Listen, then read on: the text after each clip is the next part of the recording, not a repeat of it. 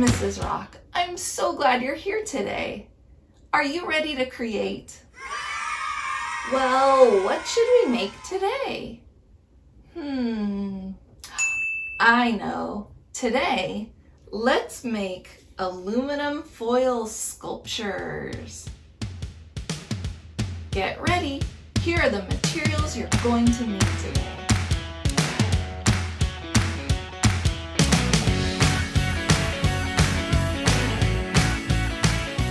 The kind of artwork we're making today is called sculpture. Sculpture is a 3D work of art that can be viewed from all sides.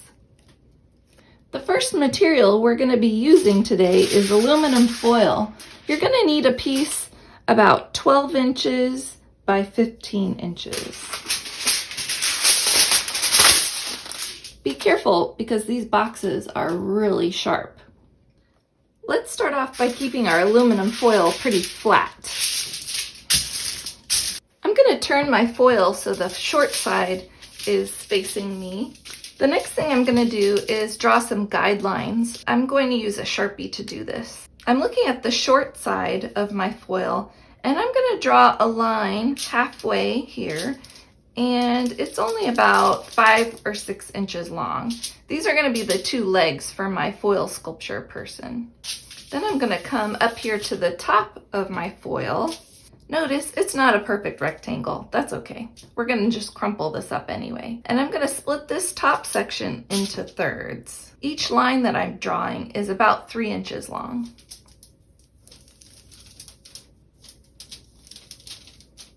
This section right here is going to be the head of my foil sculpture person. I'm going to draw just 2 more lines, and this will be about halfway down this long side and halfway down this long side here. These lines are only about 3 inches long.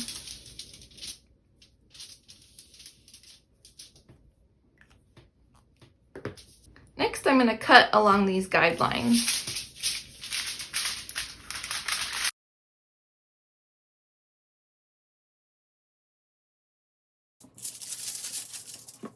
I'm going to carefully pick up my piece of foil, and remember, foil is really delicate, so it rips really easily. But if it rips, it's okay. You just smush some more foil on it, and that'll fix it.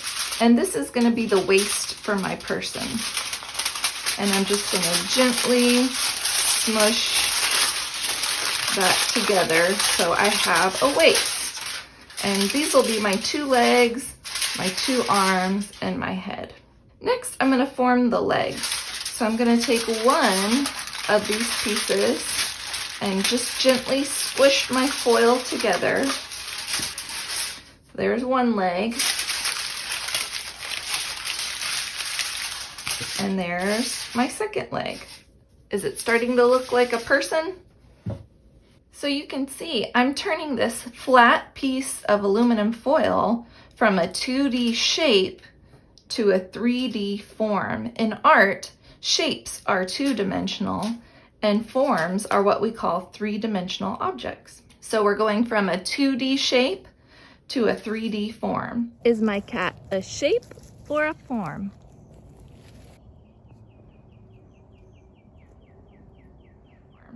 All right, here we go. Now we're going to add the arms. So I'm going to grab this piece over here and squish it into an arm.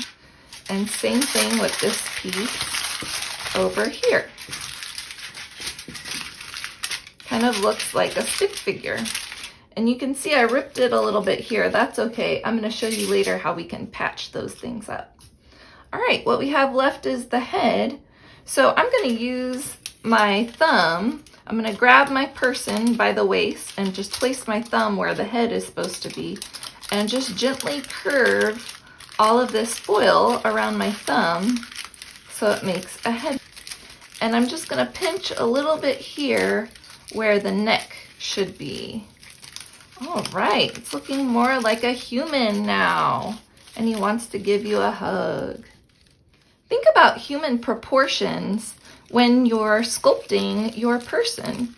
That means the size relationships. So I'm just going to go through and kind of pinch and squeeze where I think I want my person to look a little bit more realistic. So I can flatten out a little foot down here, maybe another foot over here. I'm kind of shaping into a flat piece. And think about where your knees and elbows are. You'd want it to bend more in the middle. Think about where your knee joint would be, and that's where your leg would bend.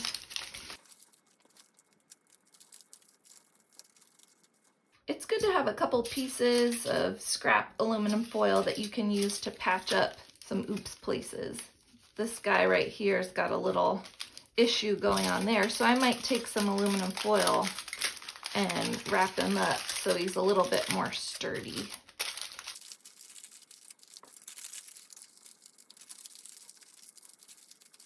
You could add accessories to your aluminum foil sculpture. My son really loves baseball. He made this one so that his figure is holding a little baseball bat.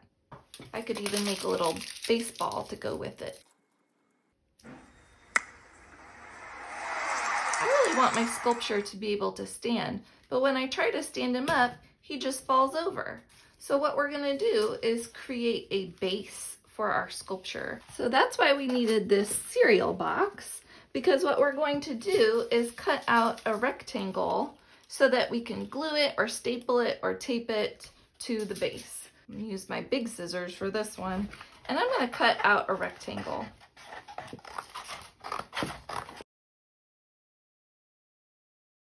In order to secure your sculpture to your cardboard, you can use tape or a stapler, but I prefer to use my trusty glue gun. I'm not going to glue it right in the middle because I want to leave room for a cast shadow. So I'm going to find a spot not right in the middle, but off to the side. I think right here will be good. So I'm going to put a little blob of glue here.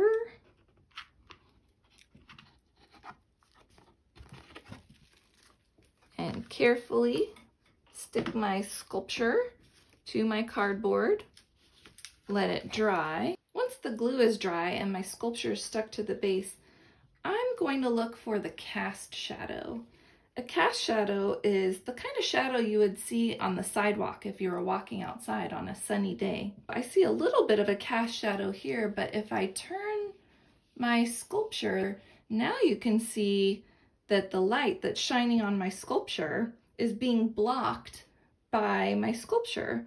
So it's creating a cast shadow on the base. But I'm not able to see my shadow perfectly here. So I'm going to turn off a couple lights. Wow, now you can really see that cast shadow show up on the base of my sculpture. I'm going to take my Sharpie now and outline the cast shadow.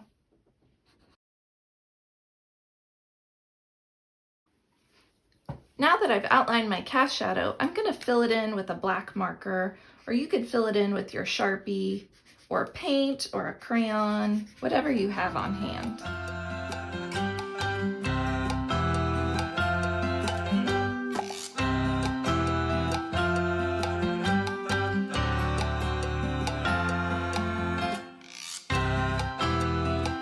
For the background of your base, you could just leave it blank, or you could color it in solid, or you could think about adding some interesting patterns and designs in your background. You know I love adding details, so I think on mine I'm going to add some colorful patterns.